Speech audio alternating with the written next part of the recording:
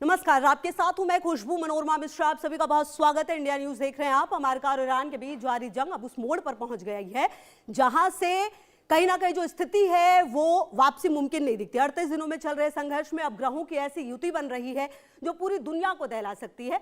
अमेरिकी राष्ट्रपति ट्रंप ने ईरान को होर्मुज स्ट्रेट खोलने के लिए जो 48 घंटे का वक्त दिया था उसकी समय सीमा अब खत्म होने को है। कल सुबह भारतीय समय के अनुसार यह डेडलाइन समाप्त होगी, लेकिन सवाल यह है कि क्या ईरान झुकेगा या फिर ग्रहों की चाल कुछ और ही इशारा कर रही है। मंगल का गोचर और शनि की टेढ़ी नजर ईरान के भविष्य पर क्या असर डालेगी, आज हम देश के दिग्गज ज्योतिषियों के साथ इसी महाविनाश की कुंडली का विश्लेषण करने वाले हैं कि आखिरकार क्या जो पूरी परिस्थिति है वो बदलती हुई नजर आएगी या फिर जो स्थिति है वो ऐसी ही नजर आएगी। जो ज्योतिषाचार्य की भविष्यवाणी है, अगर आप उस पर जोर करें और गौर करें तो आपको बताएं कि अगले 24 घंटे बेहद विनाशकारी होंगे। ये वो दावे हैं जो किए जा रहे हैं कि अगले 24 घंटे बेहद विनाशकारी होंगे। मंगल शनि जो है वो युद्ध के योग बनाएंगे, ईरान पर घातक मिसाइलें बरसेंगी और ट्रंप की जिद जो है वो तबाही बढ़ाएगी। आपको बता दें, टर्की के एंट्री से हड़कंप मचेगा, कुर्द लड़ाके युद्ध की आग बढ़ाएंगे ये भी कहा जा रहा है और परमाणु ठिकानों पर बड़ा संकट जो है वो मंडराया है। ईरान में जमीनी हमला होगा ये भी कहा जा रहा है। तो कुल मिलाकर अगर आप इस पूरी परिस्थिति को समझें और देखें तो कुल मिलाकर जो अभी स्थिति है वो ठीक होती हुई नजर नहीं आ रही है। वहीं ज्योतिषाचार्य की भविष्यवाणी की अगर आप बात करें तो ये भी आपको बता दें कि ईरान की कुंडली में शनि भारी है, दबाव में जिद्दी ईरान जो है वो नहीं झुकेगा ये भी कहा जा रहा है। धैर्य की परीक्षा भीषण संग्राम लेगा। 12 अप्रैल तक महायुद्ध का योग बन रहा है और अमेरिका के दाव जो है वो उल्टे पड़ेंगे। दबाव में ईरान जो है वो झुकेगा नहीं और 18 अप्रैल से मृत्यु योग बढ़ेगा। सहन शक्ति जो है वो महाविनाश की सीमा तोड़ेगी और ग्रहों का खेल जो है वो ईरान का मेल होता हुआ नजर आ रहा है। तो कुल मिलाकर क्या ये जो पूरी परिस्थितियां हैं वो ईरान की तरफ जाती हुई नजर आ रही हैं और क्या अमेरिका और इजराइल जो है जितना उन्होंने सोचा था उससे कहीं ज्यादा भयानक नतीजे जो हैं वो नजर आ रहे हैं। तो इसी मुद्दे पर हम बातचीत करेंगे। मेरे साथ चर्चा में खास मेहमान भी जुड़ेंगे, हम उनसे भी बात करेंगे। लेकिन अगर आप इस पूरी स्थिति को समझें तो आपको बताएं कि पूरी परिस्थिति अभी विपरीत होती हुई नजर आ रही है। कुल मिलाकर ग्रह की दशा चाल सब कुछ के मुताबिक और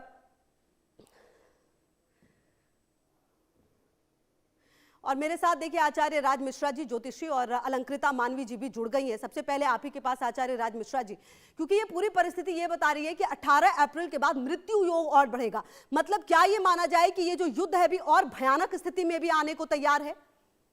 देखिए 18 अप्रैल के बाद नहीं, मैं उससे पहले की बात करूंगा। मैंने पहले भी अपने प्रेडिक्शंस में इस बात को बार बार उठाया था कि जो अभी का समय है, जब से मंगल राहु और शनि दोनों के साथ जब तक गोचर करेंगे तब तक की परिस्थितियां बहुत बेहतरीन नहीं होगी, क्योंकि अभी शनि उदय नहीं है। शनि 11 अप्रैल को उदय होने जा रहे हैं। शनि उदय होने से पहले मंगल ऑलरेडी मीन राशि में प्रवेश कर गए हैं। वहां पर शनि, मंगल और सूर्य तीनों प्लैनेट ऑलरेडी गोचर कर रहे हैं। लेकिन उसके बाद भी अगर देखा जाए तो शनि के उदय ना होने तक की जो परिस्थिति है वहां तक कंडीशन फिर भी कंट्रोल में है। और शनि जैसे ही उदय होंगे 11 अप्रैल को, परिस्थितियां उग्र हो जाएंगी। शनि के उदय होते, क्योंकि सूर्य ऑलरेडी वहां पर गोचर कर रहे हैं, जो कंडीशन होगी वो भयावह और विस्फोटक जैसी परिस्थितियां होंगी। सूर्य के साथ होने के कारण किसी पॉलिटिकल लीडर की, किसी बड़े पॉलिटिकल लीडर को मार दिया जाए, उसकी हत्या हो जाए, उसका तख्ता पलट कर दिया जाए, इस प्रकार की कंडीशन रहने वाली है। तो स्पेशली क्योंकि मंगल शनि के नजदीक होंगे करीब करीब 11 तारीख से लेकर के, और जो ये समय रहेगा 17-18 तक का जो समय है, इस बीच में 10 डिग्री से कम का डिफरेंस दोनों के बीच में रहेगा। तो इस समय की जो परिस्थिति होगी वो निश्चित रूप से भयावह होगी, कंडीशन खराब होगी, इसमें कोई दो राय नहीं है। और क्योंकि मैं अगर इस समय ईरान की देखूं तो ईरान की जो दशा चल रही है वो बृहस्पति की चल रही है, और ईरान की जो अंतरदशा प्रेजेंट टाइम के अंतर्गत चल रही है वो अंतरदशा चल रही है मंगल की। क्योंकि ईरान की कुंडली के अंतर्गत मंगल 10th हाउस के अंतर्गत बैठे हैं, मंगल नीचस्थ बुध के अंतर्गत बैठे हैं, मंगल ईरान के अस्त होकर के बैठे हैं, और मंगल इस टाइम ईरान के गोचर भी मीन राशि के अंतर्गत 10th हाउस के अंतर्गत ही कर रहे हैं। जो सिचुएशन प्रेजेंट टाइम को लेकर के दिख रही है वो बहुत इजी सिचुएशन नहीं है ईरान को लेकर के। 18 के बाद नहीं, मैं कह सकता हूं ये 11 से लेकर के और जो 18 तक का टाइम होगा, स्पेशली जो 11 से लेकर के 14 तक का टाइम होगा, ये टाइम एक डेंजरस टाइम होगा, एक खतरनाक टाइम होगा, इसमें कोई दो राय नहीं है। ये परिस्थिति इतनी बेहतरीन नहीं रहने वाली है। ऐसी कंडीशन एस्ट्रोलॉजिकली अगर देखा जाए तो निश्चित रूप से दिख रही है। तो अभी खेल खत्म नहीं हुआ है, अभी परिस्थिति खत्म नहीं हुई है। अभी तो विस्फोटक परिस्थिति अगर देखा जाए तो 11 अप्रैल से लेकर के 18 अप्रैल तक का जो समय होगा वो विस्फोटक परिस्थिति का समय होगा। वो समय बहुत बेहतरीन अगर एस्ट्रोलॉजिकली कहा जाए तो वो समय नहीं होगा, उसमें कहीं भी कंडीशन बहुत अच्छी नहीं होने वाली है। क्योंकि अगर हम बात करते हैं ईरान की, तो ईरान की कुंडली के 3rd हाउस में शनि भी जाकर के बैठे हैं सिंह राशि के अंतर्गत, और उसके साथ राहु भी बैठे हैं 3rd हाउस के अंतर्गत। ईरान के जो बुध है वो नीचस्थ परिस्थिति में है, बुध नीचस्थ है, और बुध इस टाइम प्रत्यंतर दशा के अंतर्गत चल रहे हैं। इस टाइम ईरान को भी क्या डिसीजन लेना है और क्या करना है, ईरान भ्रमित है। ईरान अविवेक में आकर के, जल्दबाजी में आकर के डिसीजन ले रहा है। उसको क्या करना है क्या नहीं करना है उसको भी कुछ भी समझ नहीं आ रहा है, जिस कारण से वो अपने पड़ोसियों पर, अपने आसपास वालों पर अटैक कर रहा है। इस प्रकार की कंडीशन हो रही है। ईरान के लिए अगर देखा जाए तो 29 अप्रैल तक बुध प्रत्यंतर में रहेंगे। 29 अप्रैल तक तो कहीं भी सिचुएशन में सुधार आए उसकी कंडीशन दिखती नहीं है। उसके बाद करीब 19 मई के बाद जब ईरान की प्रत्यंतर दशा चेंज होगी, जब शुक्र प्रत्यंतर दशा में ईरान के लिए आएंगे, तब जाकर के ईरान के लोग क्या एक्चुअल डिसीजन लेना चाहिए, क्या करना चाहिए, उस परिस्थिति पर आएंगे, और तब वहां से कोई ना कोई हल निश्चित रूप से निकल करके आएगा। तब तक क्योंकि मंगल भी मेष राशि के अंतर्गत प्रवेश कर चुके होंगे, और वहां पर कंडीशन जो है वो बेहतर परिस्थिति के अंतर्गत आएगी। अगर मैं प्रेजेंट टाइम के अंतर्गत देखूं तो प्रेजेंट टाइम में तो एक्चुअली मैं कह सकता हूं कि शनि का मंगल के साथ गोचर करना एक अच्छी सूचना नहीं है, सूर्य का साथ में होना एक अच्छी सूचना नहीं है। 14 तारीख के बाद सूर्य राशि चेंज कर लेंगे तो फिर थोड़ा बहुत चेंज आएगा, बहुत बड़ा चेंज का योग नहीं है। फिर 18-19 तारीख तक करीब करीब डिग्री वाइज आसपास होंगे, परिस्थिति और भयंकर होगी। बिल्कुल सर, बेहद महत्वपूर्ण बात कह रहे हैं। मैं आगे भी आपके पास आऊंगी, जरा अलंकृता जी को भी इस चर्चा में शामिल कर ले सर, और उसके बाद मैं आपके पास आती हूँ। अलंकृता जी, जो ये पूरी परिस्थिति अभी आप देख रही हैं, इसमें क्या लगता है कि ये युद्ध तो ये तो तय है कि अभी ये लंबा चलेगा, इस युद्ध के खत्म होने के बाद भी 6 महीने 8 महीने तो जो अभी परिस्थितियां विपरीत हुई उसको ठीक होने में लगेगा, कुल मिलाकर पूरी परिस्थिति क्या बता रही है? जी नमस्कार। सबसे पहले इंडिया न्यूज के सभी दर्शकों को आज के दिन की शुभकामनाएं। वो एक प्रार्थना है, सर्वे भवन्तु सुखिनः, सर्वे सन्तु निरामया, सर्वे भद्राणि पश्यन्तु, मां कश्चित् दुःख भाग् भवेत्। तो हम लोग तो हमेशा से पूरी सृष्टि का सुख मांगते हैं, पूरी सृष्टि में पीस हो, लेकिन कलयुग की जैसी कल्पना की गई थी, और अब वो स्थिति आ गई है जहां पे देखिए, अगर हम ईरान जिनको मानता है तो इनकी गॉडेस है, और वो गॉडेस जो है वो सन गॉडेस है। तो यानी एक तरह से ये सूर्य के उपासक हैं ईरानी जो है। तो इनकी गॉडेस का नाम है खुर्शी नियासी। और जो इधर से अगर हम बात करें इजराइल की, तो वो शुरू से ही या जो है यावे और मून और बिल्कुल विपरीत उनको मानते आए हैं। तो और ये जो युद्ध हो रहा है, आप देखिए कि ईरान ने अभी अटैक किया है बहरीन के बाको ऑयल रिफाइनरी में। तो ऑयल जो है वो वैसे ही यम ग्रह से जुड़ा हुआ है, और आप देख रहे हैं कि जो जिस लालच में अमेरिका ने या जिस विनाशकाली बुद्धि के साथ ट्रंप ने जो है ईरान पे अटैक करवाया था, तो ये सोच के करवाया था कि उनका जवाब ऐसा नहीं होगा। लेकिन क्योंकि ईरानी जो है वो अपने जज्बे के पक्के हैं, उन्होंने जो है ईंट का जवाब पत्थर से दिया, और वो अटल रहे कि चाहे कुछ भी हो जाए, कैसे भी सरकमस्टांसेस हो, हम जवाब देंगे। और अब उनका जवाब जो है वो बहुत ही भयानक तरीके से भारी पड़ रहा है, अमेरिका पे भी, इजराइल पे भी। बहुत सारी नेबरिंग कंट्रीज ने अमेरिका से जो है अपना सपोर्ट छीन लिया है। और कहीं ना कहीं अगर मैं कुंडली देखूं यहाँ पे, ट्रंप की भी तो 14 जून 1946 न्यूयॉर्क में ये बॉर्न हुए हैं, और सिंह लगन की कुंडली है अपने आप में। अब जो इनकी स्थिति चल रही है, तो इनका अपयश होना और इनका 3rd टर्म में आना एक तरह से पूरे विश्व के लिए चुनौती थी और अब पूरे विश्व को इनकी वजह से कहीं ना कहीं ग्लोबल इकोनॉमी रिसेशन का सामना करना पड़ेगा और ये नवंबर के बाद से ये खुद नहीं टिक पाएंगे और इनका जो अपयश है वो होना निश्चित है। इस तरह के इनके ग्रह और कुंडली बात करती है। जी। अब बात करते हैं कि हमने बताया कि ऑयल जो है वो यम ग्रह से जुड़ा हुआ है और जो ये आकाश मंडल में युद्ध हो रहा है तो वरुण ग्रह से जुड़ा हुआ है और कहीं ना कहीं सारे ग्रह मंगल और राहु जब आपस में टकराते हैं तो बहुत ही भयानक योग लेकर आते हैं।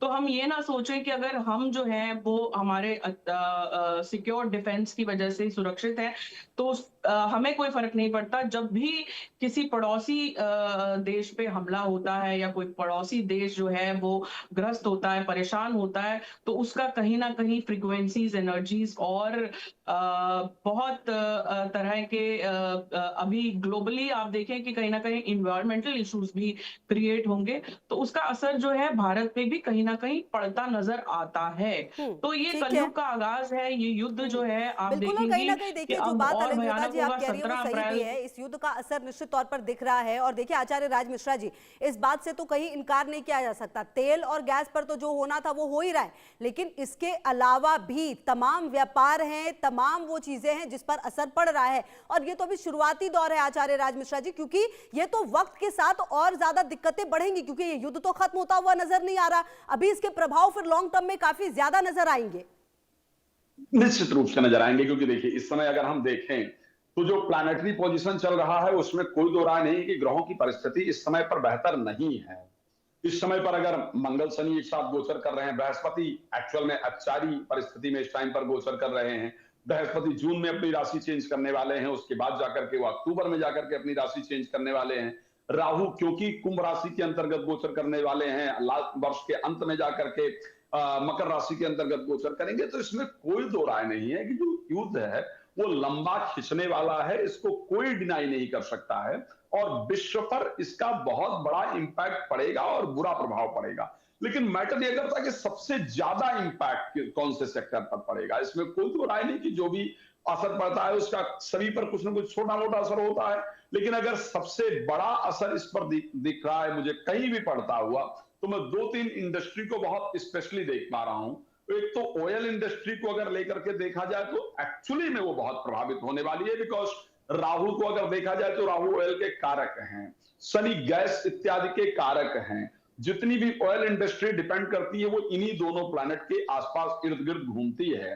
जो सीएनजी इत्यादि या पीएनजी इत्यादि है, जो हम गैस इत्यादि यूज करते हैं, चाहे हम कुकिंग के लिए यूज करते हैं, किसी भी चीज के लिए यूज करते हैं, या जो भी हम ईंधन यूज करते हैं प्लेन से लेकर के, और भी वो सब कुछ इन्हीं दोनों प्लैनेट के अंदर में आती है और ये दोनों प्लैनेट मंगल से स्पेशली पीड़ित रहे हैं। तो ऐसे कंडीशन में परिस्थितियां बहुत जल्दी अच्छी हो ऐसी कंडीशन नहीं दिखती है। अब अगर मैं सेकंड कंडीशन की बात करूं, शेयर मार्केट, क्योंकि राहु शेयर मार्केट को रिप्रेजेंट करते हैं और राहु के साथ मंगल का कॉम्बिनेशन रहा है, और फिर अगर जुलाई में मैं देखूं तो जुलाई में आकर के शनि जो है वक्री होकर के राहु के साथ गोचर करने वाले हैं। हाँ, जुलाई से नवंबर तक जाकर के शेयर मार्केट में थोड़ी सी स्थिरता जरूर आएगी, वहां पर परिस्थिति थोड़ी बेहतर होंगी, बट फिर उसके बाद मैं देख रहा हूं तो शेयर मार्केट दूसरी सबसे ज्यादा अगर प्रभावित होने वाली कोई इंडस्ट्री इसके अंतर्गत दिखती है तो शेयर मार्केट की इंडस्ट्री है जिसमें सबसे ज्यादा जिस पर इंपैक्ट पड़ने वाला है।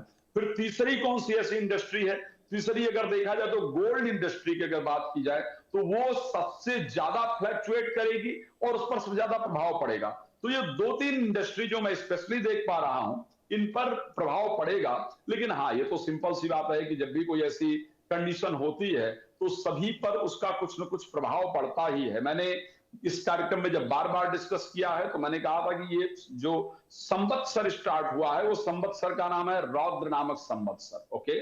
और रौद्र नामक संवत्सर में ये परिस्थिति हमेशा रहती है कि इस संवत में जो राजा है, जो मुखिया है, वो क्रूर हो जाता है। मुखिया के क्रूर हो जाने के कारण वो ऐसे डिसीजन हमेशा लेता है जो डिसीजन किसी के हित में नहीं होती है। ऐसी परिस्थिति में जो प्रजा है उसके हितों की हमेशा अनदेखी की जाती है, प्रजा के हितों का कभी भी ध्यान नहीं रखा जाता है और जिद में आकर के लिए गए डिसीजन से प्रजा का नुकसान होता ही होता है।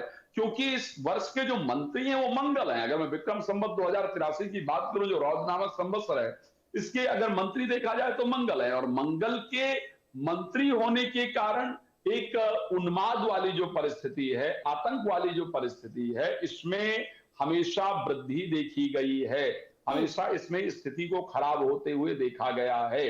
तो यहां पर जो सिचुएशन है वो बहुत बेहतरीन नहीं है। लेकिन अगर हम स्पेशली दो इंडस्ट्रीज की बात करें कि कौन कौन सी सबसे ज्यादा प्रभावित होने वाली हैं, तो मैंने दो इंडस्ट्री आपको स्पेशली बताया है कि इन दोनों पर सबसे ज्यादा इंपैक्ट अगर पड़ता हुआ दिख रहा है, चाहे वो शेयर मार्केट की बात की जाए, चाहे ऑयल इंडस्ट्री की बात की जाए, ये दोनों इंडस्ट्री हैं सबसे अधिक प्रभाव जिनका इस पर पड़ेगा। इस प्रकार की सिचुएशन एस्ट्रोलॉजिकली नजर आ रही है। बट अगर मैं ओवरऑल देखूं तो हाँ, परिस्थिति अभी अच्छी नहीं है। मई से मैं जब मंगल को राशि चेंज करते देख पा रहा हूं, तो मैं सोच पा रहा हूं कि शायद थोड़ा परिस्थिति के अंतर्गत जो बदलाव है वो मई में आने वाला है, या मई के बाद अगर देखा जाए 11-12 तारीख के बाद जब चेंज करेंगे, मंगल अपना राशि परिवर्तन करेंगे, मीन राशि के अंतर्गत जाएंगे, तो वहां पर परिस्थिति के अंतर्गत थोड़ा जो बदलाव की परिस्थिति है। ठीक है, कुल मिलाकर आचार्य राज मिश्रा जी, जो ये पूरी परिस्थिति है वो विपरीत तो नजर आ रही है। अलंकृता जी, कुल मिलाकर अगर देखा जाए, जो ट्रंप हैं उनकी जो बात और भाषा लगातार बदलती रहती है, सुबह कुछ बोलते हैं, शाम कुछ बोलते हैं।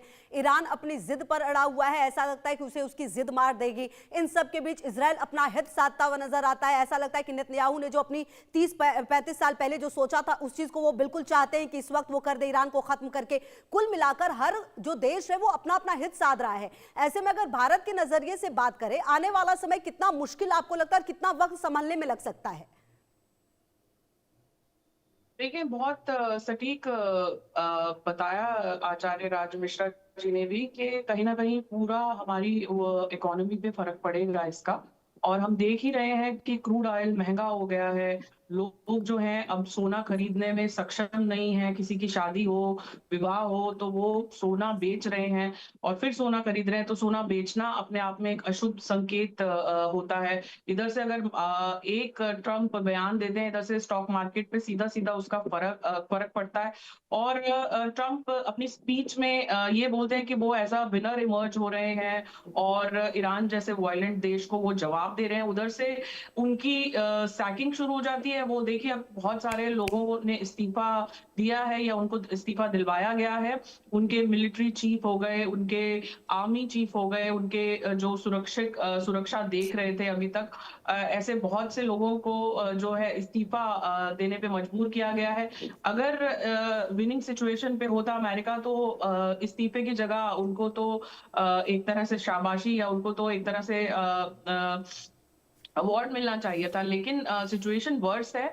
अमेरिका खुद इस वक्त एक ऐसी स्थिति में है जहां वो ये ट्रंप ढूंढ रहे हैं कि वो अपना सारा जो उन्होंने विनाश को जो शुरू कर दिया है, अब वो किस पे उसको डालें। लेकिन उन्होंने ये बात भी साफ तौर पे अपनी स्पीच में कही है कि युद्ध जब चलते हैं तो लंबे चलते हैं। और उन्होंने बहुत सारी कंट्रीज, वियतनाम से लेके बहुत सारी कंट्रीज में जब अमेरिका ने युद्ध शुरू किया था, उनका एग्जाम्पल दिया है और कहा है कि युद्ध से घबराइए मत अपने सिटीजन्स को। लेकिन ये आक्रोश जो आप देखेंगे, अमेरिकन सिटीजन्स में ही आक्रोश आपको दिखेगा। ठीक है, बिल्कुल अलंकृता जी, समय की थोड़ी कमी है, लेकिन बहुत महत्वपूर्ण जानकारी आपने भी दी है और आचार्य राज मिश्रा ने भी। बहुत शुक्रिया आप दोनों का मेरे साथ जुड़ने के लिए। बहरहाल इसी बीच एक बड़ी खबर आपको दे दें, दिल्ली विधानसभा की सुरक्षा में बड़ी चूक हुई है, ये बड़ी खबर आ रही है।